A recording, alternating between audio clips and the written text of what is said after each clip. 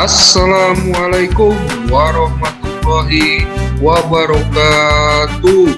Sampurasun.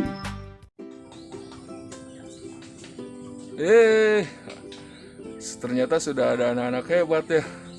Assalamualaikum warahmatullahi wabarakatuh. Bagaimana kabarnya hari ini? Alhamdulillah baik dan tetap semangat. Oke. Ngomong-ngomong, ini Pak Guru lagi di mana nih ya? Tebak. Betul sekali, ada di kandang ayamnya Ibu Guru ya.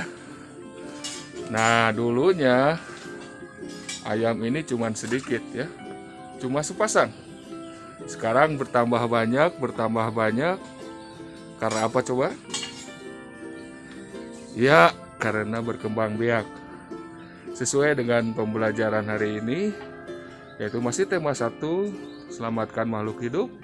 Subtema 2, hewan adalah sahabatku atau hewan sahabatku.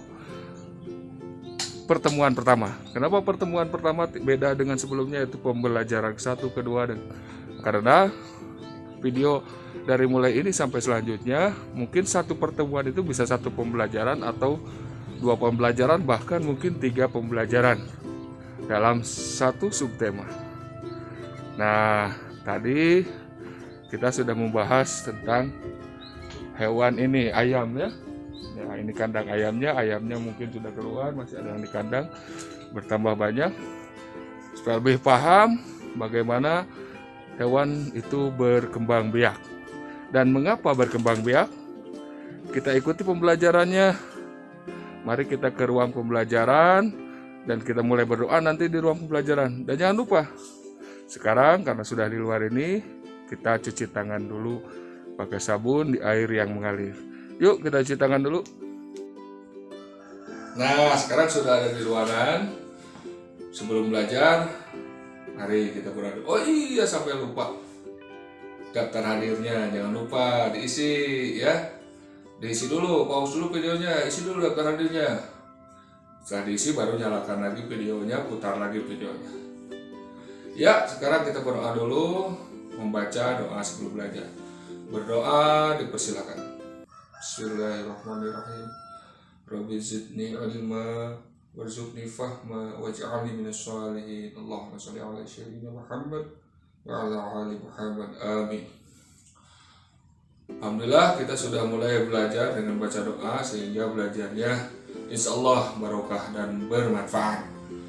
Oke, sebelum belajar, sebelum dijelaskan nanti tujuan pembelajaran, karena besok adalah Hari Pramuka. Hari Pramuka itu tanggal berapa? Betul, tanggal 14 Agustus. Mari kita menyanyikan dulu lagu Himne Pramuka. Ikuti video berikut ini.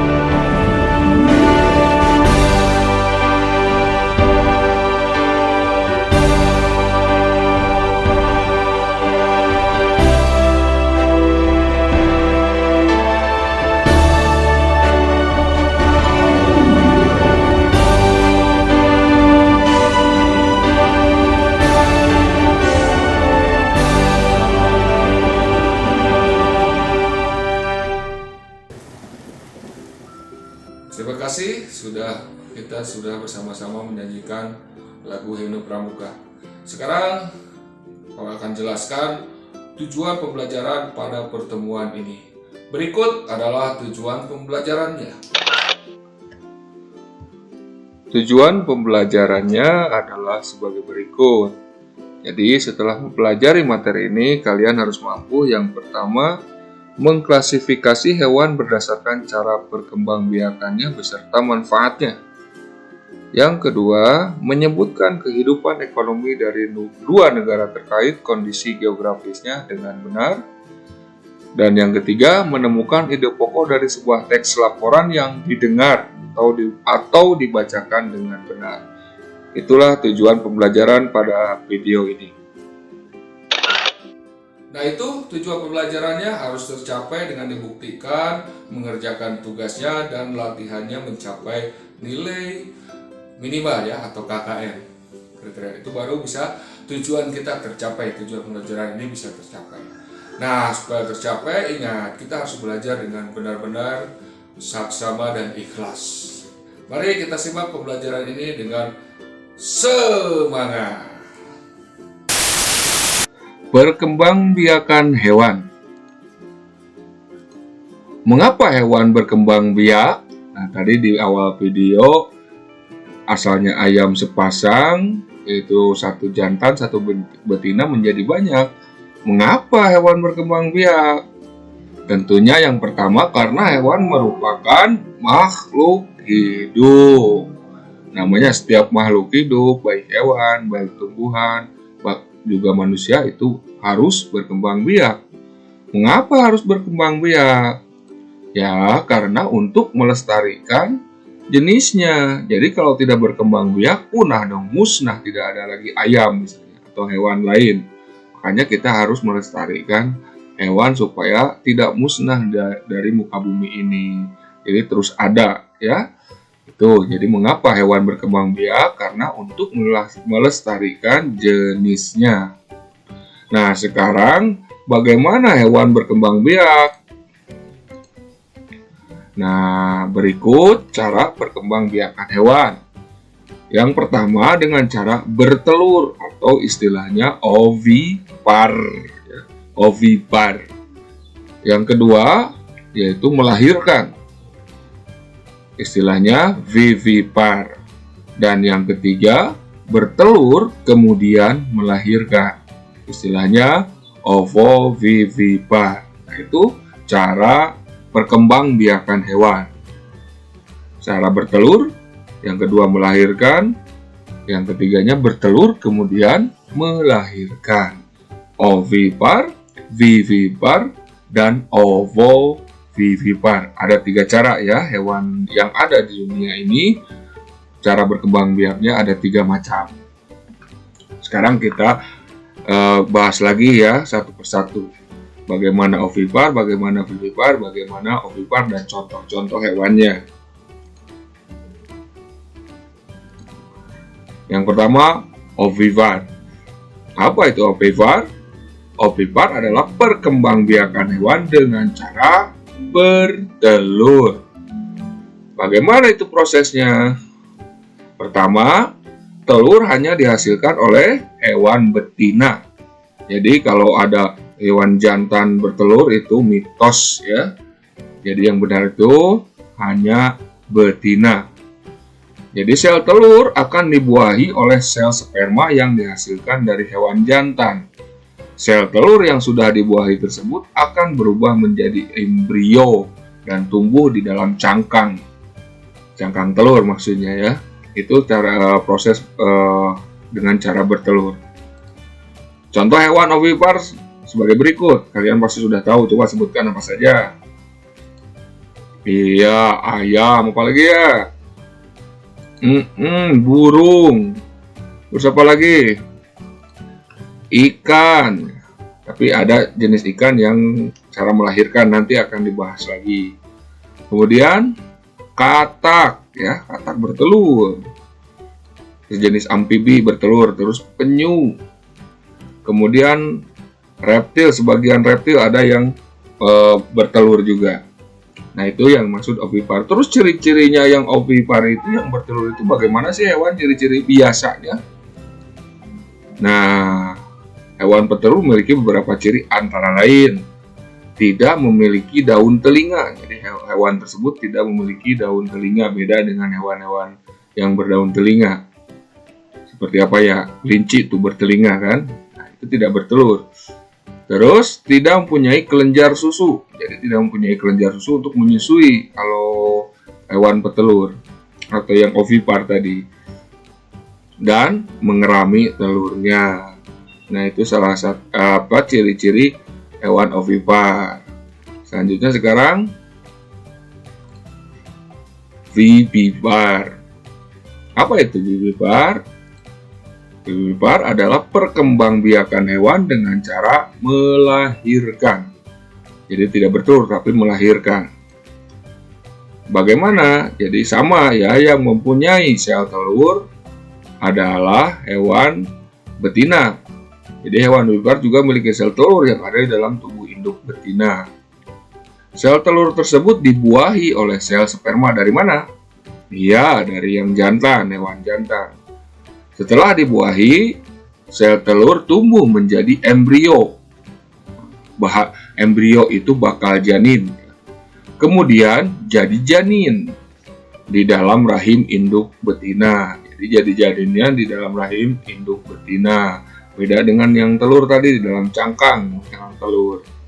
Setelah janin tumbuh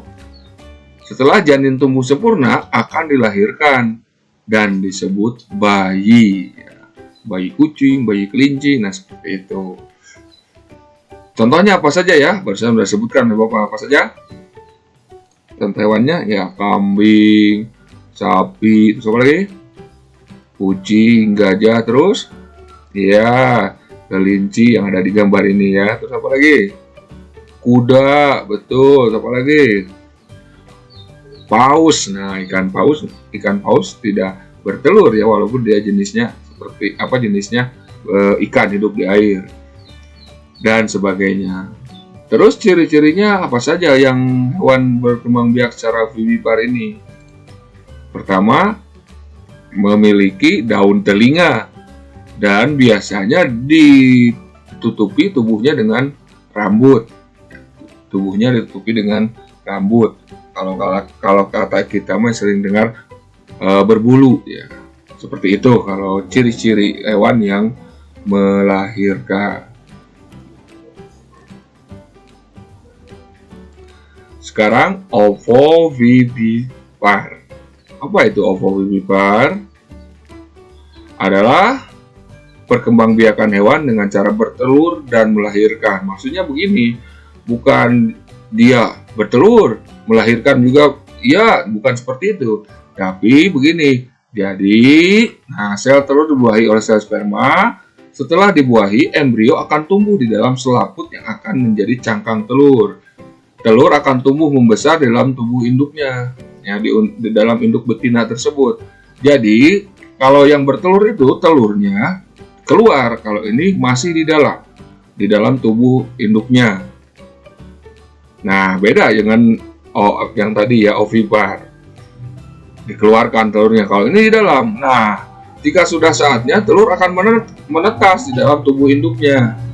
Nah, beda dengan ovipar tadi ya, menetasnya di luar. Kalau ini di dalam tubuh induknya. Kemudian bayi akan keluar dari tubuh induknya. Jadi seperti itu. Jadi hewan tersebut bertelur dulu, proses bertelur, tapi tidak dikeluarkan telurnya. Telurnya berada di dalam tubuh induknya. Setelah menetas di dalam tubuh induknya, si bayi hewan tersebut keluar dengan cara dilahirkan. Itu yang dimaksud dengan ovovivipar. Contohnya apa saja? Nah, seperti ini, kuda laut. Bertelur dulu ya, baru setelah menetas dikeluar nih bayinya atau anaknya. Selanjutnya ikan pari. Nah, ikan pari juga sama. Proses berkembang biaknya dengan cara ovovivipar. Contoh selanjutnya apa ini? Iya betul, ikan hiu. Terus apa lagi? Nah ini apa? Iya, bunglon. Nah itu ya. Oh ini salah typo, harusnya ketiga ya, ovovivipar. Kemudian kedua, cara perkembangbiakan hewan secara ovipar dan vivipar tentunya ada manfaatnya. Sekarang kita bahas manfaat perkembangbiakan hewan secara ovipar dan vivivar. Sekarang secara ovivar dulu. Apa manfaatnya? Yang pertama, embrio terlindungi oleh cangkang sehingga terhindar dari guncangan atau benturan cangkang telur maksudnya ya. Kemudian manfaat yang kedua secara ovivar ini, telur dapat ditempatkan di sarang sehingga terhindar dari musuh atau pemangsa. Jadi itu manfaatnya. Sekarang manfaat secara vivivar. Melahirkan ya, ingat. Embrio terlindungi oleh tubuh induknya sehingga embrio yang sedang berkembang terhindar dari serangan musuh atau pemangsa. Beda dengan telur ya, masih berkembang ini khawatir ada mangsa dan sebagainya atau pencuri atau musuh seperti itu. Kalau embrio yang secara vivipar ini dilindungi karena ada di dalam tubuh induknya. Itu manfaat yang pertama. Sedangkan manfaat yang kedua, saat embrio berkembang menjadi janin, kebutuhan makanan terjamin oleh induknya. Itu manfaatnya ya. Jadi terjamin oleh tubuh induknya karena masih di dalam tubuh induknya. Nah, ini diagram pennya. Nah, ini yang ovivar. Apa ini? Hiu, kuda laut, bunglon. Ini yang ovivar, elang, ayam, penyu atau kura-kura. Yang vivivar ini sapi, ini kucing, ini paus. Kemudian sekarang tugas kalian adalah menentukan perkembangbiakan hewan di sekitar rumah kalian atau di daerah tempat kalian ya. Yang ada di daerah kalian di sekitar. Nanti dibuat tabel seperti contoh ini ya. Nah, ini contohnya. Nomor 1, nama hewannya ayam. Di kolom ketiganya cara berkembang biak ayam bagaimana? Ovivar. Apa ini ovivar tadi apa? Bertelur. Terus faktanya tidak mempunyai daun telinga, tidak mempunyai kelenjar susu, dan mengerami telurnya. Kemudian di kolom selanjutnya yaitu interaksi dan saling ketergantungan dengan manusia. Jelaskan seperti ini. Ayam dipelihara manusia agar sehat dan berkembang biak. Manusia, nah ada timbal baliknya ke manusia. Manusia memanfaatkan telur dan daging ayam sebagai makanan. Nah, itu tugas kalian yang pertama, yaitu menentukan perkembangbiakan hewan di sekitar. Dibuat tabel seperti ini. Seperti ini. Nanti nomor 2 berapa saja ke sini sebanyak yang ada hewan yang ada di sekitar kalian. Sekarang kita bahas tentang pengaruh kondisi geografis terhadap pertumbuhan ekonomi negara-negara di Asia Tenggara. Kita baca dulu ini juga ada di buku kalian ya, di buku siswa. Potensi ekonomi negara-negara anggota ASEAN. Kawasan Asia Tenggara terletak pada jalur perdagangan dunia. Kawasan ini menjadi jembatan antara kawasan Eropa dan Asia Timur. Oleh karena itu, Asia Tenggara menjadi wilayah persaingan bagi pihak-pihak yang ingin memanfaatkan kedudukan strategis kawasan ini. ASEAN berperan sebagai wadah untuk menghindari persengketaan yang mungkin timbul. Dengan posisi yang strategis ini, setiap negara di kawasan Asia Tenggara memiliki kekayaan sumber daya yang menjadi kekuatan negara. Nah, sekarang pengaruh kondisi ekonominya ya, pertumbuhan ekonomi di negara-negara Asia Tenggara dari kondisi geografisnya kita bahas. Yang pertama, kegiatan ekonomi suatu masyarakat atau suatu negara biasanya dipengaruhi oleh kondisi geografis lingkungan sekitar. Misalnya di kita ya, karena daerahnya daerah dataran tinggi, makanya masih banyak masyarakat yang bertani, bercocok tanam, berkebun, dan sebagainya. Terus kebetulan di daerah kita misalnya ada sumber daya tambangnya yaitu emas, makanya banyak masyarakat sekitar yang menjadi penambang. Nah, masyarakat ini biasanya menyesuaikan mata pencaharian dengan alam sekitar ya. Tidak mungkin kalau orang pantai atau yang ada di laut mata pencahariannya misalnya berkebun yang untuk daerah dingin misalnya berkebun bakau, tidak mungkin. karena itu daerah pantai. Biasanya yang ke daerah pantai itu menjadi nelayan seperti itu. Tidak mungkin di pantai ada tanaman teh, tidak mungkin, atau berkebun teh, tidak. Kalau di kita kan cocok, masih dataran tinggi, cuacanya masih sedikit dingin. Selanjutnya, oleh karena itu kegiatan ekonomi masyarakat di negara-negara Asia Tenggara berbeda dan beragam. Nah, sekarang kita bahas contoh-contohnya kegiatan ekonomi yang ada di negara-negara Asia Tenggara. Contoh yang pertama di Brunei Darussalam. Di negara ini terkenal dengan kekuatan sumber daya alam berupa minyak bumi dan gas alam. Brunei menjadi negara di Asia Tenggara yang memiliki pendapatan per kapita tertinggi karena gas alamnya. Jadi pendapatan setiap tahunnya itu paling banyak di Asia Tenggara. Dari mana? Ya dari gas alamnya. Selanjutnya adalah Kamboja. Di Kamboja mengalir Sungai Mekong. Daerah di sekitar Sungai Mekong merupakan daerah yang subur. Nah, makanya subur daerah tersebut, mata pencaharian penduduk Kamboja adalah pertanian. Hasil pertanian Kamboja yang besar adalah padi dan karet. Kenal ya, padinya dan karetnya di Kamboja. Nah, seperti ini karena subur daerah yang di dekat Sungai Mekong ini, para warganya kegiatan ekonominya menjadi petani.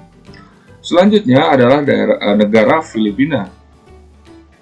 Filipina adalah sebuah negara kepulauan seperti negara kita ya, yang mata pencahariannya sebagian besar penduduknya adalah di bidang pertanian. Kembali dari tentang pertanian. Filipina berhasil menjadi salah satu negara di dunia yang dapat membangun dan mengembangkan pertaniannya dengan baik. Beberapa produk unggulan hasil pertaniannya diekspor ke berbagai negara seperti apa saja? Seperti nanas, padi, kelapa, dan gula. Itu produk-produk pertanian dari Filipina. Karena bagus dan produknya unggulan, hasilnya bisa diekspor ke berbagai negara. Diekspor itu dijual ke luar negeri ya. Hasil pertanian ini juga menunjang perkembangan ekonomi negara Filipina. Selanjutnya negara Indonesia, negara kita yang tercinta. Sebagai negara kepulauan terbesar di kawasan Asia Tenggara, Indonesia memiliki ragam sumber daya alam yang sangat kaya. Banyak hal yang dapat dikembangkan untuk memperkuat perkembangan ekonomi Indonesia. Saat ini Indonesia mengekspor minyak dan gas bumi, tekstil, dan produk-produk dari kayu. Pertambangan menjadi salah satu pintu masuk para pengusaha mancanegara ke Indonesia. Makanya banyak ya warga negara mancanegara atau warga asing yang ke Indonesia berinvestasi atau menanam modal untuk bertambang di negara kita. Selain itu, Indonesia terkenal sebagai keindahan alam dan merupakan daya tarik yang menjadi sumber devisa negara dari sektor pariwisata. Indah, kaya. Sebenarnya Indonesia itu adalah negara yang makmur. Tinggal masyarakatnya, pemimpinnya bisa mengelola dengan baik di Indonesia. Sama banyak juga yang menjadi petani, negara kepulauan atau negara maritim, banyak yang jadi nelayan, seperti itu. Jadi banyak ragam di Indonesia. Selanjutnya, Malaysia, tetangga kita. Kegiatan ekonomi utama penduduk Malaysia adalah di bidang pertanian, pertambangan, dan perindustrian. Perdagangan internasional merupakan salah satu kegiatan ekonomi Malaysia yang mengalami pertumbuhan tercepat. Peralatan elektronik, minyak, dan gas bumi diekspor ke negara lain. Apa tadi diekspor itu? Ya, dijual ke luar negara. Produk dari kayu, minyak sawit, karet, tekstil, sepatu, dan bahan-bahan kimia diperdagangkan di dunia internasional. Nah, ini produk-produk dari Malaysia ya, sudah banyak seperti produk dari kayu, minyak sawit, karet, tekstil, sepatu, dan bahan-bahan kimia. Selanjutnya negara Laos. Laos bertetangga dengan Kamboja, berdekatan ya dengan Kamboja. Bahkan Laos ini adalah negara yang tidak punya laut, tidak punya daerah lautan, dihimpit oleh beberapa negara. Nanti akan dijelaskan lagi tentang kondisi-kondisi geografis di semester kedua. Negara ini juga dilewati oleh aliran sungai Mekong, sama seperti tadi Kamboja. Kegiatan pertanian banyak dilakukan di sepanjang aliran sungai Mekong ini. Sebagian besar hasil pertanian dinikmati oleh masyarakat Laos. Itu negara Laos. Sama ya, hampir rata-rata tentang kegiatan ekonominya yaitu bertani. Selanjutnya adalah Myanmar. Mata pencarian utama penduduk Myanmar adalah pertanian, perkebunan, dan pertambangan. Padi merupakan hasil utama dari pertanian di Myanmar. Myanmar merupakan salah satu negara penghasil padi terbesar di Asia Tenggara. Myanmar juga sama, salah satu negara penghasil padi terbesar di Asia Tenggara. Indonesia juga dulu bisa swasembada pangan sekitar tahun 90-an ya. Jadi maksudnya swasembada pangan itu bisa menutupi kebutuhan pangan penduduk Indonesia, bahkan bisa mengekspor. Kalau sekarang jangankan swasembada pangan, malah kita terus mengimpor dan membeli dari luar negeri. Kita lanjut. Selanjutnya negara Singapura. Kata kita bahasa Indonesianya Singapura. Kalau bahasa Inggrisnya Singapura. Singapura merupakan negara paling maju di kawasan ASEAN. Negara ini paling kecil di ASEAN ini, luasnya paling kecil, tapi negaranya paling maju. Letak Singapura sangat strategis. Saat ini Singapura menjadi negara transit teramai di Asia. Selanjutnya adalah Vietnam. Setelah pulih dari Perang Vietnam, negara ini mulai berkembang di berbagai sektor perekonomian. Pariwisata dan turisme mendukung perkembangan ekonomi di Vietnam. Bidang pendukung lainnya seperti usaha jasa, bidang perhotelan, restoran, serta transportasi juga turut berkembang pesat di Vietnam. Mulai berkembang dari setelah perang Vietnam bisa pulih dengan didukung dari sektor pariwisata dan turisme ini. Setelah Vietnam, selanjutnya negara Thailand. Thailand sering disebut sebagai lumbung padi Asia Tenggara. Padi memang merupakan hasil pertanian terbesar dari negara ini. Nah, selain Myanmar, negara lumbung padi atau penghasil padi terbesar di Asia Tenggara adalah Thailand.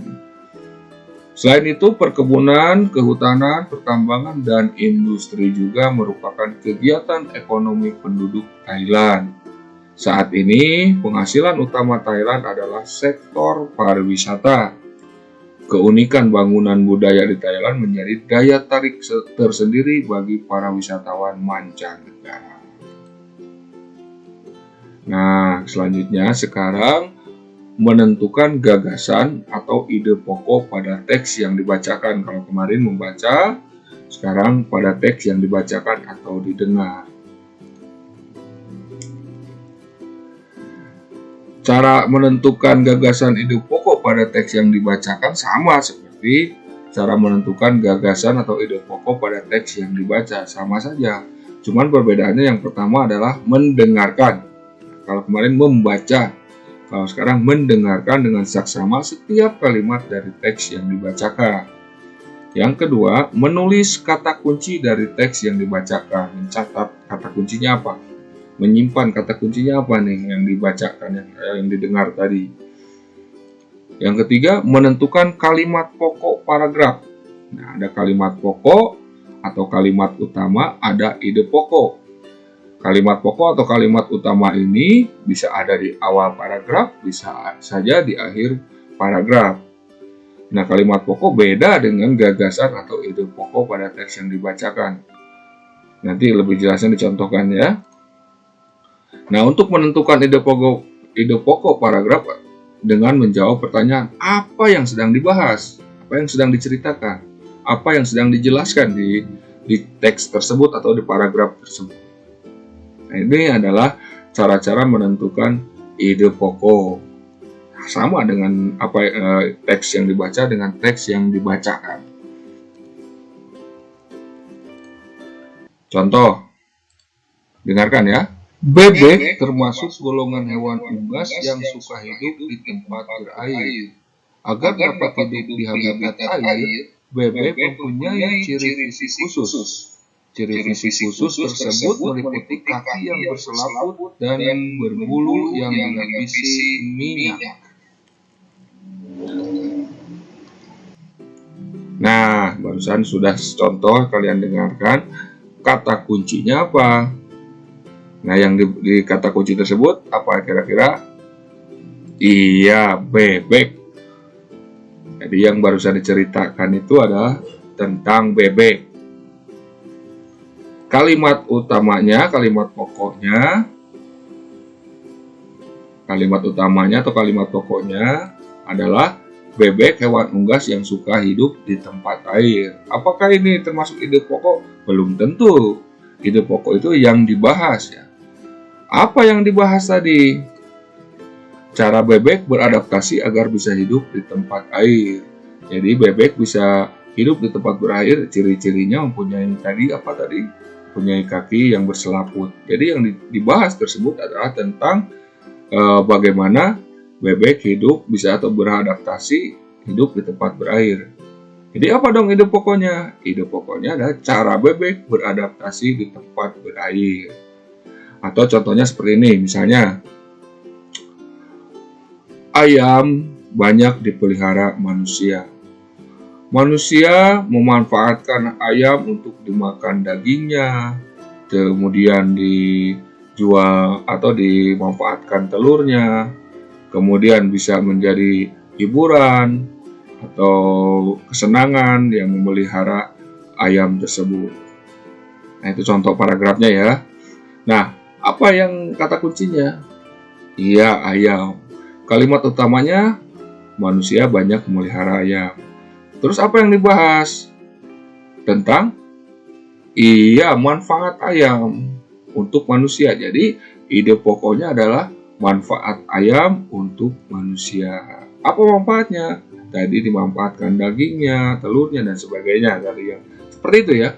Jadi mencari ide pokok, pertama, kata kuncinya apa? Terus kalimat pokoknya apa?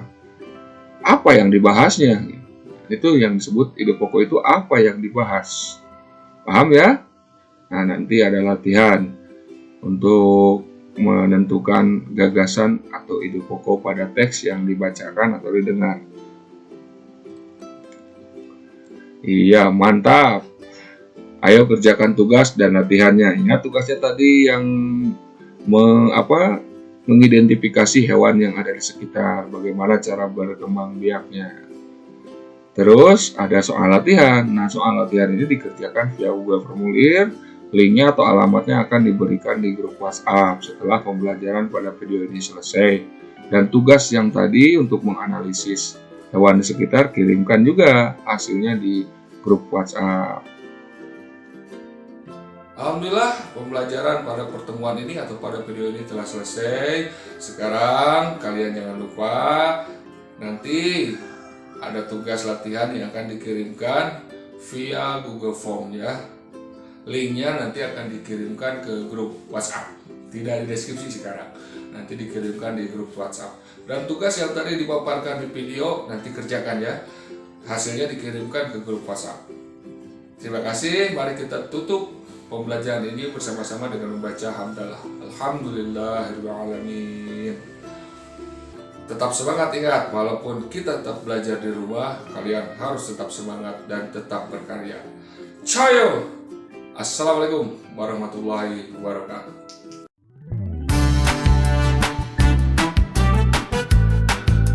Terima kasih, tetap semangat. Laksanakan semua tugasnya.